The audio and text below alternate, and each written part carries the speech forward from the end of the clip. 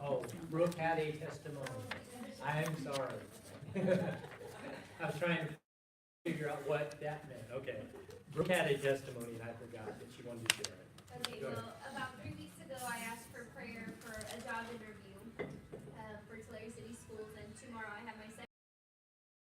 So, but I just wanted to say thank you for praying for me, and, I mean, second interviews are a good thing, so. the Yes, opportunity- yes, they are. So, that's all. All right. Thank the Lord for that report, and we just pray that as well this week that Brooke will either get the job or get the third interview. Yeah, Uh-huh. I don't know if anybody else has seen anything about it, but, they're making final preparations to build the temple. Yeah, They're, It's, talks this week it going on. was on the internet, yeah. a lot of controversy. I'm confused, what are you talking about? The Jerusalem, Holy Temple. They're gonna rebuild it? Yeah, Yeah. that brings in the army. That'll be another, a lesson for another night. Yeah. Anyway, I just thought I'd mention that. No. But, all the plans are all finalized, and they're fixing to start building. Yeah, they have been for a while, and the Sanhedrin is encouraging the politicians in Israel to get up and do it. Well, the Sanhedrin's asking them to do it. But anyway, yeah, we can get off on a big tangent there tonight. Living in the last days, page 118 in your commentary if you have it. If not, obviously the handout. It's the last in our series of lessons on 1st and 2nd Timothy. Next week's lesson was on Titus, and obviously we're not having next week's lesson, and so haven't decided whether to skip Titus or, poor Titus, he doesn't get a lot of love. It would be just, he'd probably be up there and say, oh yeah, sure, it's the day before Thanksgiving, that's my lesson. But anyway, we're finishing up in Timothy tonight. We're living in the last days, which goes along with all of the things that are in the news, things we've been seeing, things talking about. So that's kind of appropriate tonight. It's one that there's no way to be able to cover all this in one lesson. Living in the last days is a big topic. So I've tried to kind of narrow in the focus on a few things that we maybe haven't talked about in all of our countless hours we've spent in the past talking about prophetic things in the last days. So with that, Bailey, you want to go ahead and just read the entirety of the introduction for us. With this lesson, we conclude Paul's 2 epistles to Timothy. There are 2 of the most valuable books of the New Testament, filled with practical advice in Christian living. They are also valuable because they give us deep insights into the kind of man Paul was and conditions in which the early church had to live.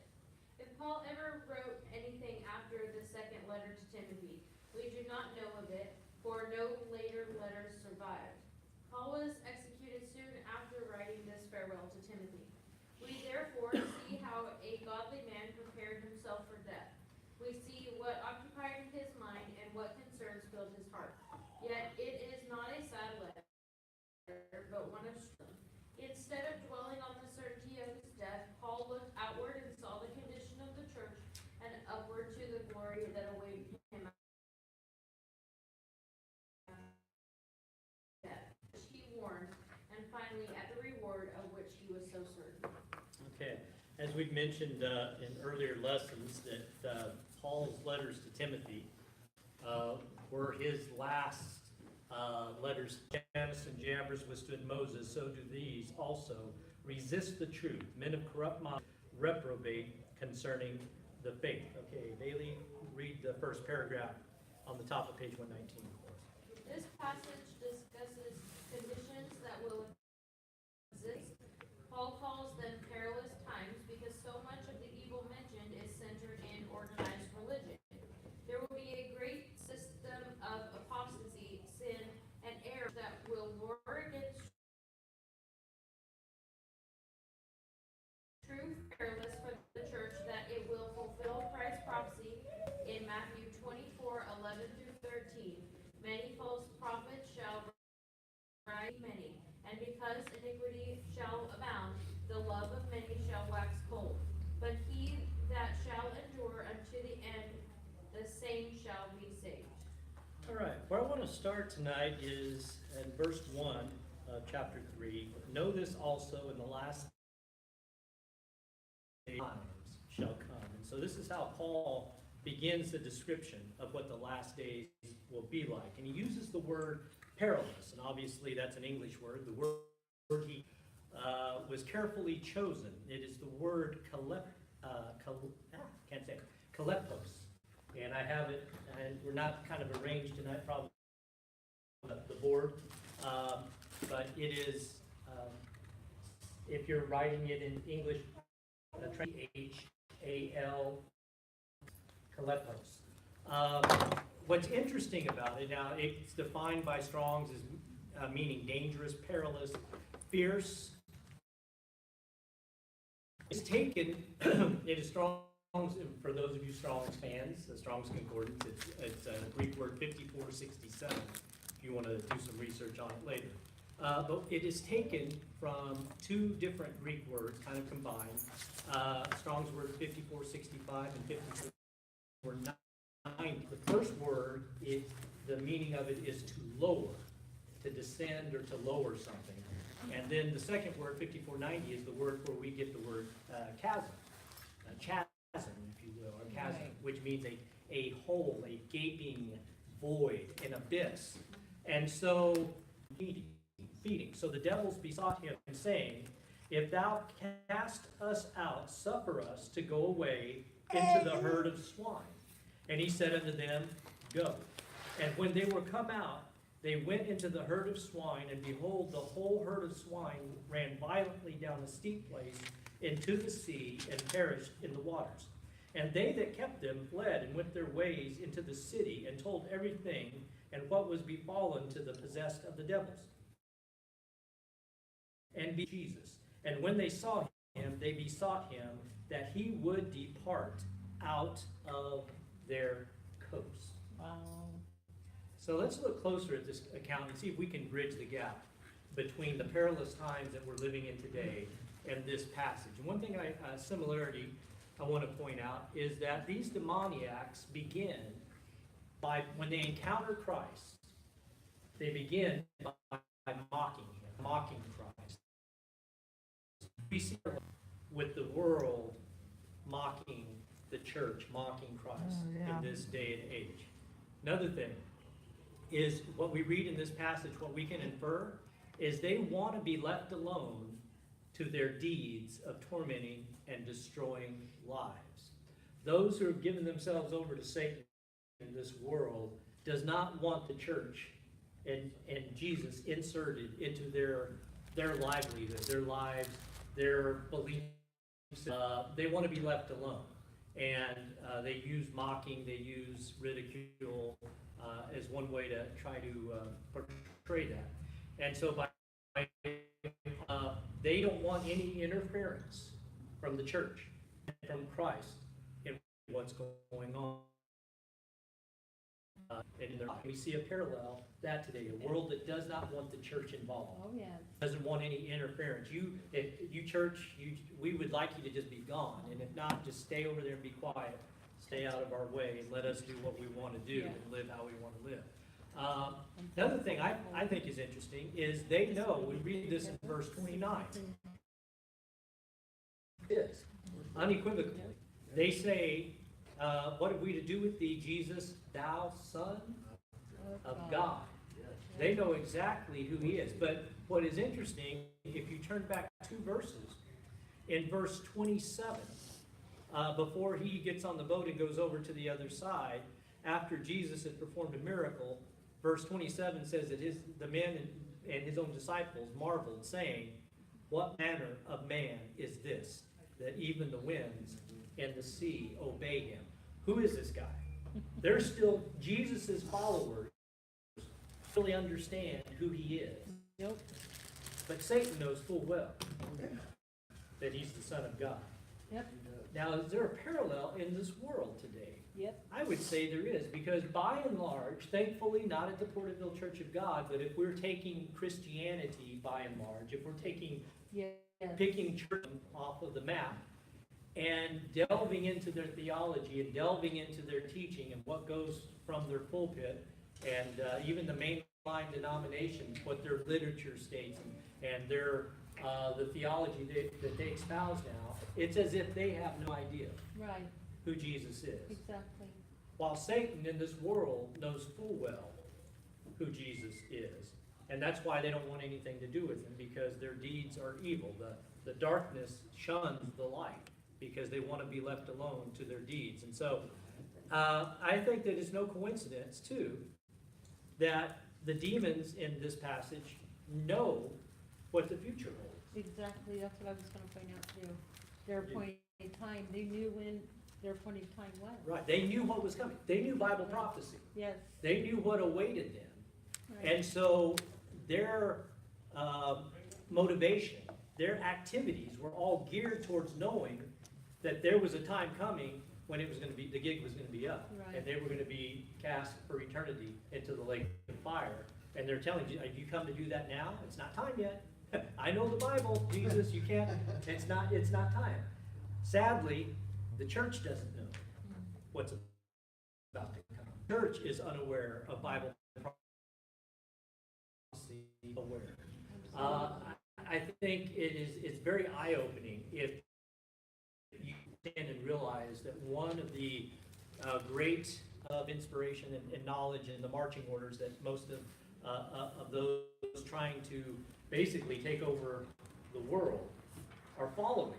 And his book, Rules for Radicals, the introduction, the dedication, I should say, the dedication to this book, opening page says that he dedicates this book to Lucifer, who was the first radical.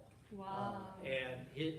So he's saying, I'm my inspiration for writing this book and how to teach radicals how to rebel and how to get their way and take over societies and the like.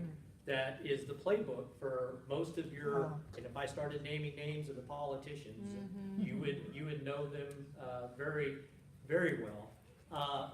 He makes no bones about it, that he's doing this because he's inspired by Lucifer and his agenda to overthrow God. So I say that to say, our enemies know Bible prophecy.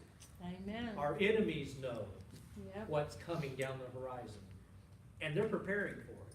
They're preparing for their side in the place that they have.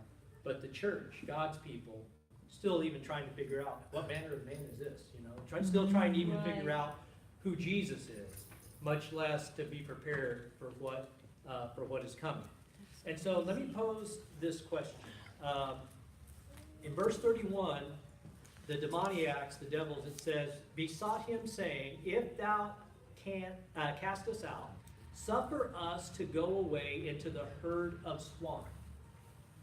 First question tonight. Why did the demons want to go into the swine? And it's probably not. does it have anything to do with them being an unclean animal to the God? Yeah, they certainly wouldn't worry about them being kosher or Well, being. no, but, I mean, Right. they were already an unclean animal. Okay. What other reasons why do you think the demons said, hey, Jesus, if you're going to cast us out, let us go into this herd of swine?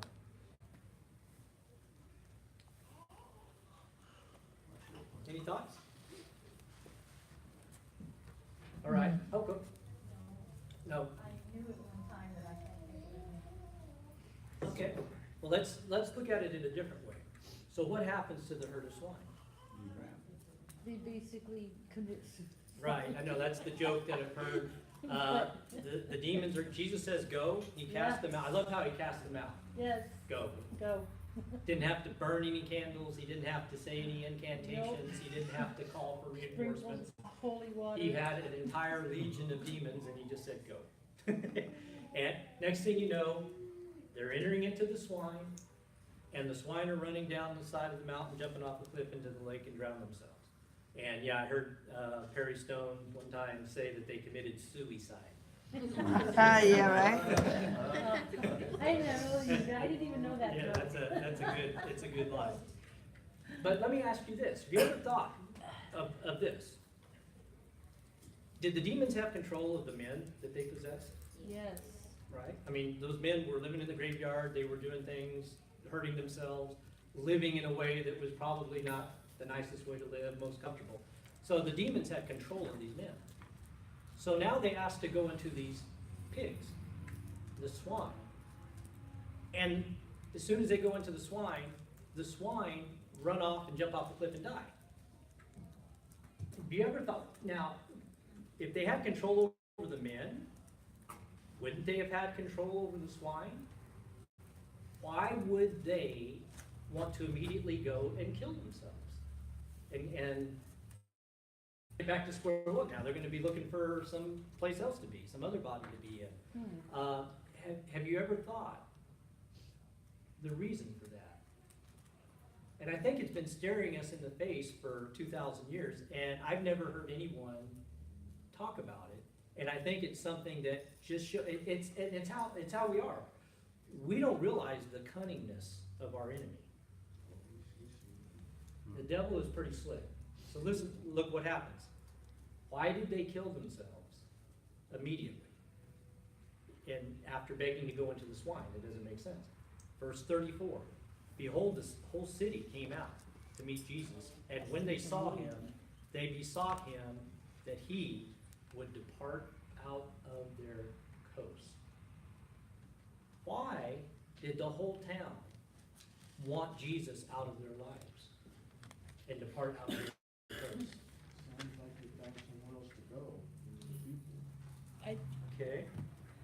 What did these swine represent to these men and women? Income. Their food. What is it? Income. Income. This city, their livelihood was raising hogs and swine. You see, for the Romans, we think of Israel, and we think they would offer lambs for the sacrifice. But Romans offered pigs for sacrifice.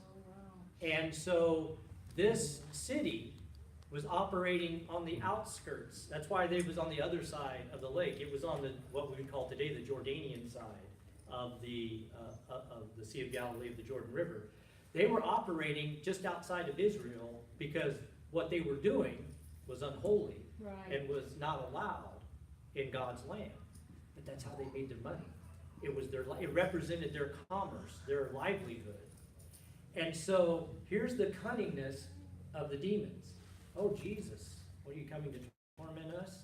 We're having too much fun here, destroying lives and corrupting this community. Let us go into the swine. They go into the swine and immediately kill them. What does that do? It causes the whole town to say, what have you done? You're destroying our livelihood. Get out of here. We don't want anything to do with you. So think in light of our world today and the cunningness of our enemy. That our enemy has portrayed the church that the Bible and God's people are not good for business. They're not good for your political aspirations. They're not good for society as a whole. And so, by and large, what is society doing? Get your religion. Get your Jesus. Get your Bible. Get them out of our schools. Get them out of our government. Get them out of everything. We don't want anything to do with this religion of hate and intolerance. And you can just go down the list of one Basically, thing. they're trying to after ban the the other. Bible. Exactly. Right. As they ban Jesus in this Right. instance. And so, really incredible parallel that this is pointing to. This use of the little word perilous that Paul chooses to use is like a compass pointing us to this passage in Matthew that we would have never thought when I'm reading 2 Timothy chapter 3 verse 1. I would never say, oh, that reminds me of Matthew chapter 8. It never would have, No. except for the use of this word. So that's a little nugget or tidbit, if you will, on studying the scripture. So, Bailey, go ahead and before we get too far gone in time, let's read the next, just the next paragraph. Yeah, paragraph 2. The apostasy will be great and express itself in many ways. Unhealthy self-love wills individuals to be greedy, arrogant, abusive, ungrateful, and impure.